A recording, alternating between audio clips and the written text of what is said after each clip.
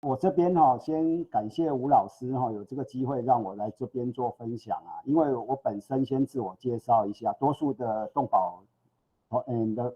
老师跟一些前辈大概都认识我因为我在这边已经从事20几年的动保工作，从88年到现在。那这边的部分是遭遇的问题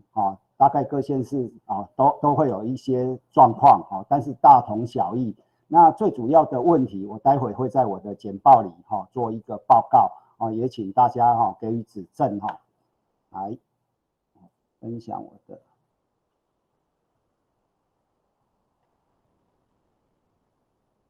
好，现在简报大家有看到吗？有。好，谢谢。这个是我自己亲身经历府城，从动保法立法，动保法是87年立法我们台南市的各项做法。那吴老师也有在问那个白板那边也有写到要请我说分享一下我们遭遇的困难从以前到现在跟可能未来遇到的什么问题大概跟前面几位老师大概都有稍微提到了但是我还是比较仔细的从我的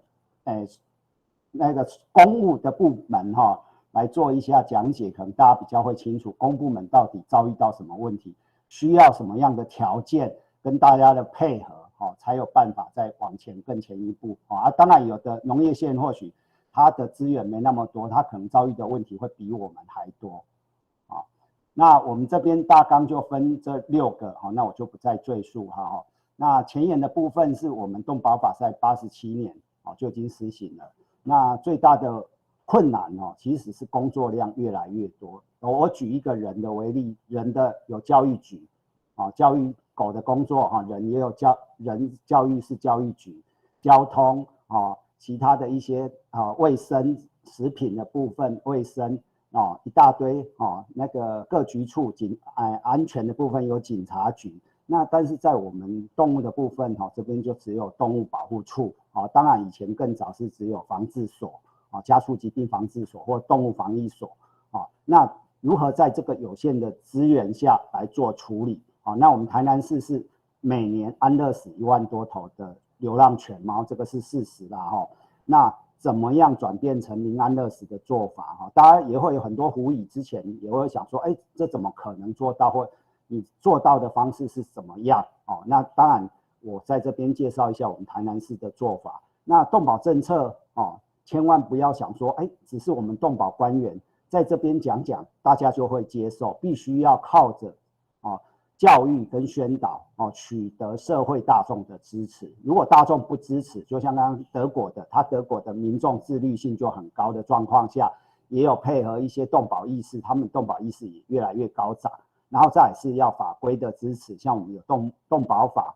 那当然野保的部分有野保法那我这边就只强调动物保护法。那更需要市府长官的支持。为什么要讲说市府长官的支持？待会我后面也会提到，如果你没有市府长官的支持，只有动保处的长官很积极的在做，你也取不到你所要的资源。那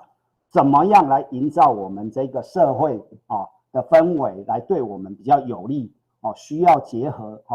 像今天有来听的，或者是录影之后有来听到这个讯息的状况，我们也希望大家能够来支持这个动保然后结合大家的力量来共同推广绝对不会说我在这边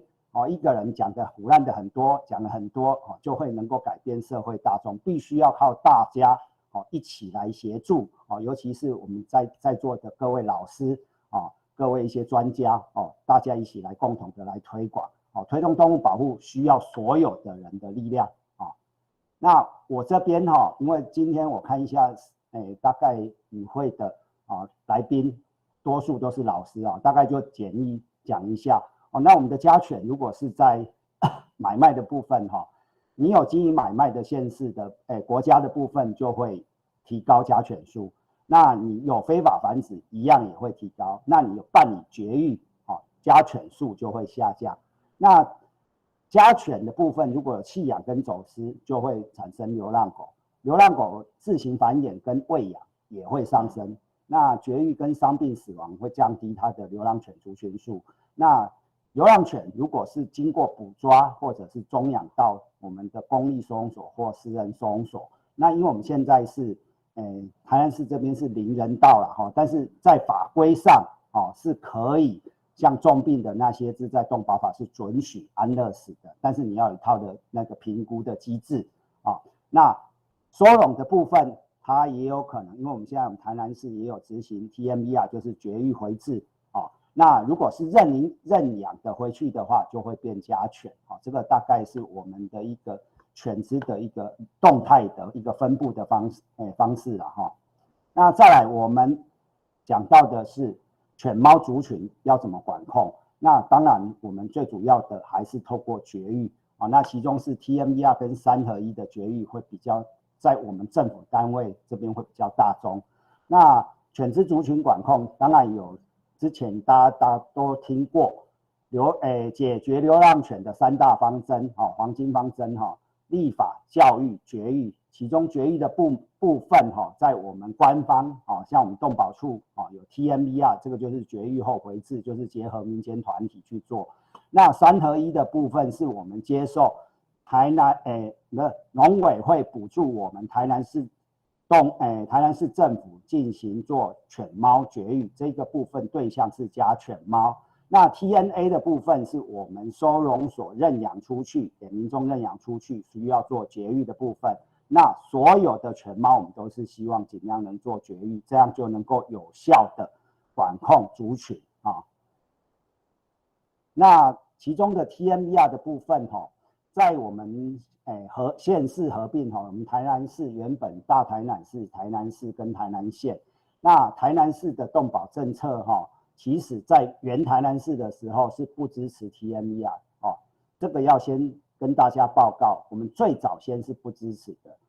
只有民间团体自行办理，总执行量也不高，那效益无法很显著当时加上当时的动保意识是没有很全面的提升执行上让我们的动保人士感到困难重重，他会觉得怎么那个执行上政府也没有配合相关的部分那他会觉得执行上他会觉得政府在刁难他了那合并之后，我们台南市的动保团体积极透过我们的民代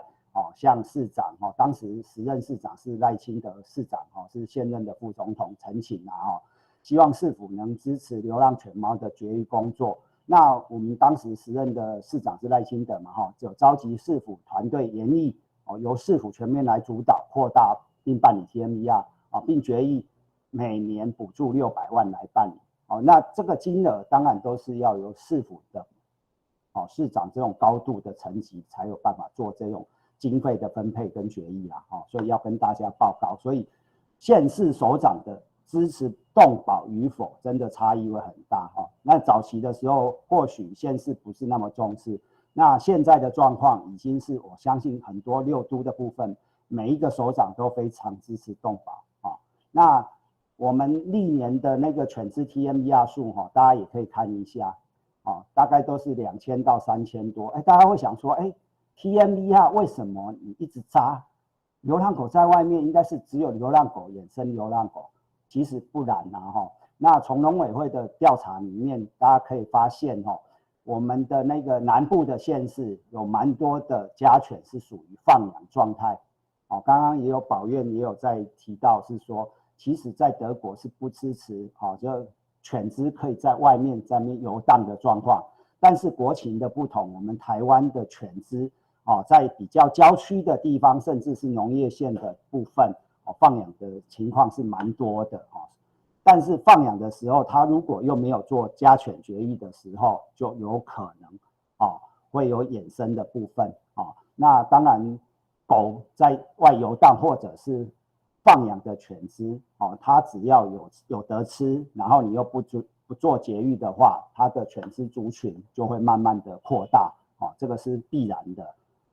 那猫只的部分大家也可以看到，其实早先猫的部分因为我们的狗在外的那个不管是流浪狗或相关数量会蛮多，它在外面的竞合的状况，其实犬只跟猫只族群在竞合食物的时候是犬只族群比较有利那随着我们的犬只在外的控制数量越来越越扎实的状况下，犬只族群数、流浪犬数有下降的情形，猫只的繁衍就会快速起来。所以这个也是要跟大家报告的是说，我们现在台南市遭遇的部分，就是你犬只做的越多的状况下，猫只的 TMER 的需求也一直开始持续增加，因为猫繁衍速度也是一样，跟狗相当一样的快。那再来我们的3合1的政策是我们台南市当时在101年就有采购绝育车进行下乡绝育工作。为什么会要进行这个绝育车的采购呢？因为我们当时在郊区的部分，其实我们兽医师的部分会比较希望是说我该收取的经费就是说我跟民众帮他的爱犬做绝育，我要收到我一般的定价或者是定价打几折比较少，接近市价的行情来做。当然我们政府在做采购的时候，我们都是以价格希望比较低的价格来进行采购，做到比较多的数量。那民众的部分，他的诉求是怎样？是我希望我最好都不要花费，就可以帮我的犬只做绝育。他的理由是什么？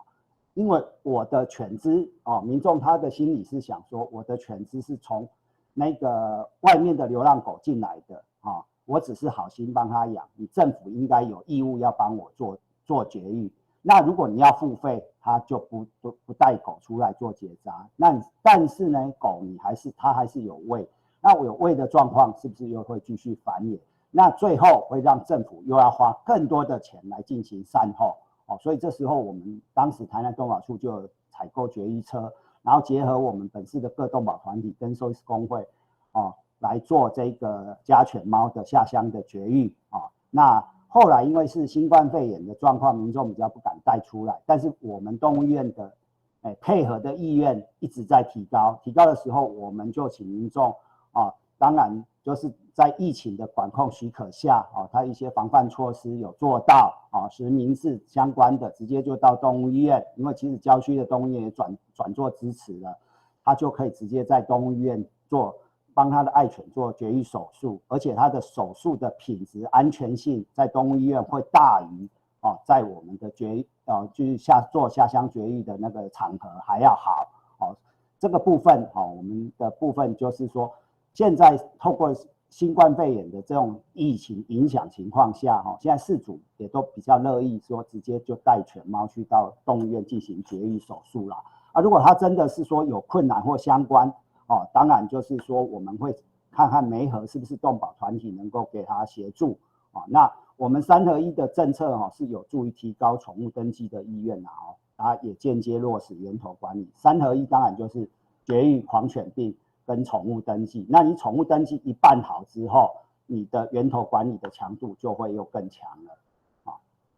那 TNA 的部分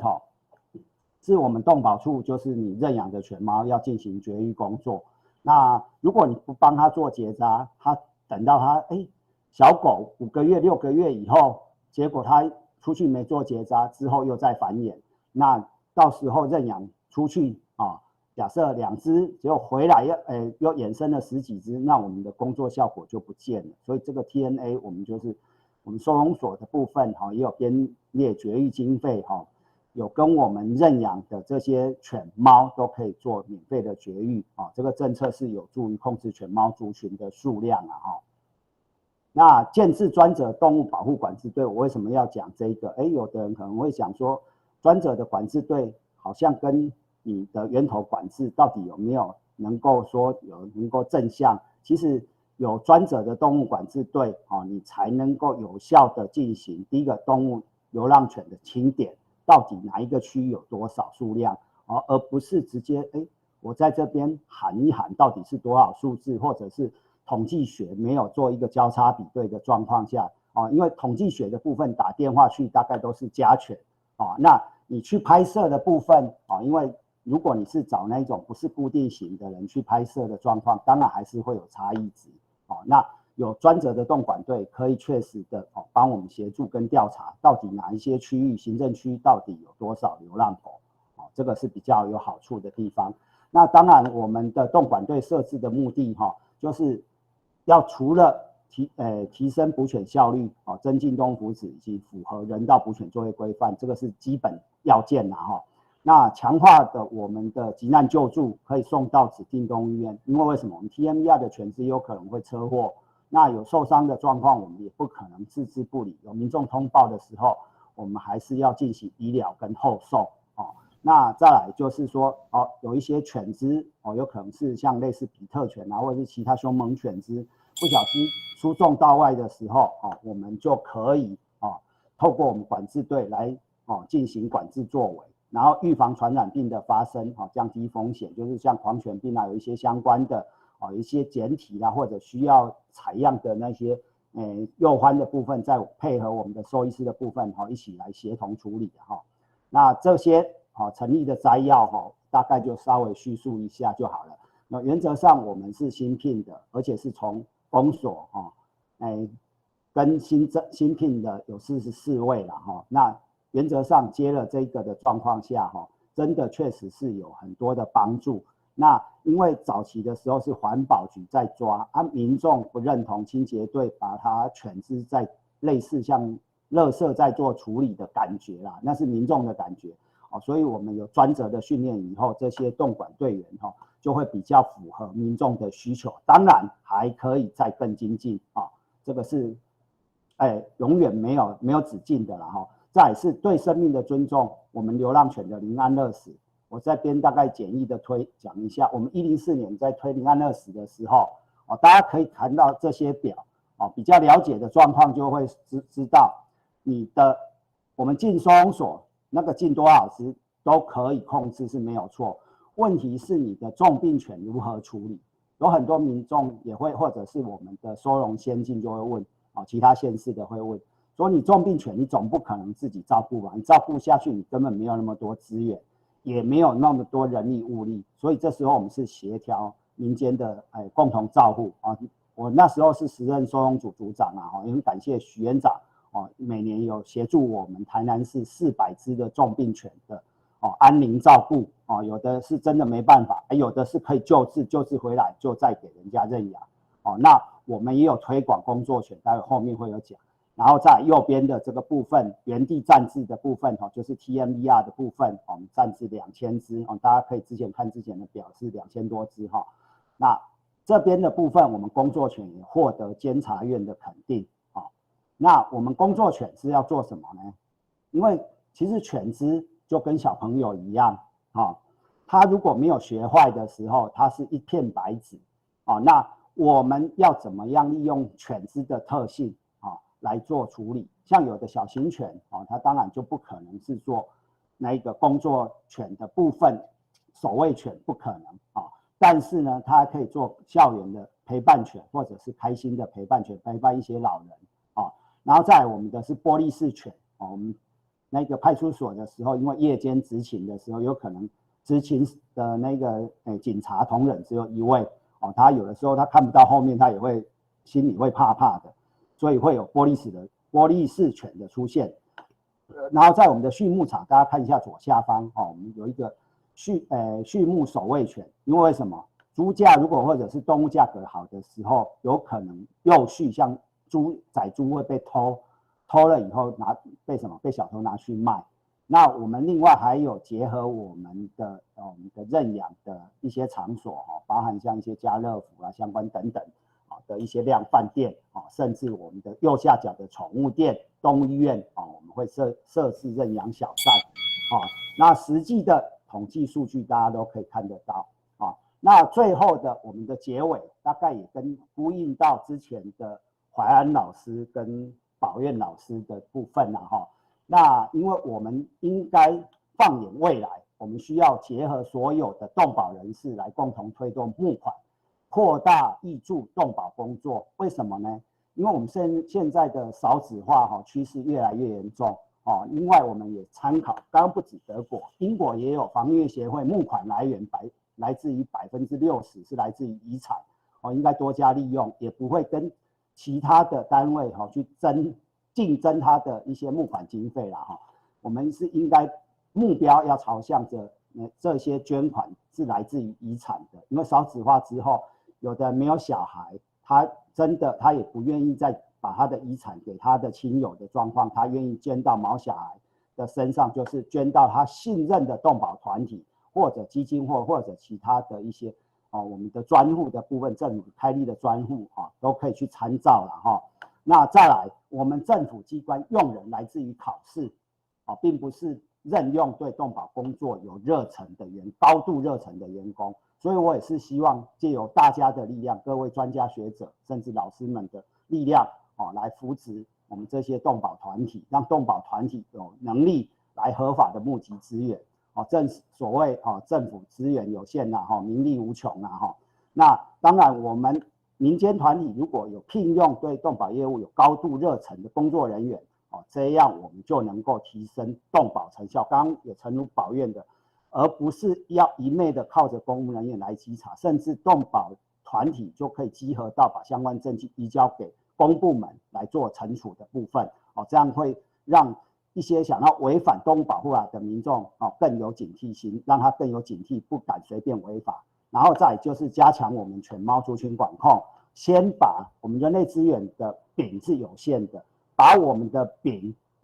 是一样固定住不管有没有扩大遗产。但是呢，犬猫族群如果缩小的状况，它可分配的资源就会变多，这样我们就可以确实有效的提升动物福祉这是我以上个人的小小见解希望大家能够参考一下谢谢。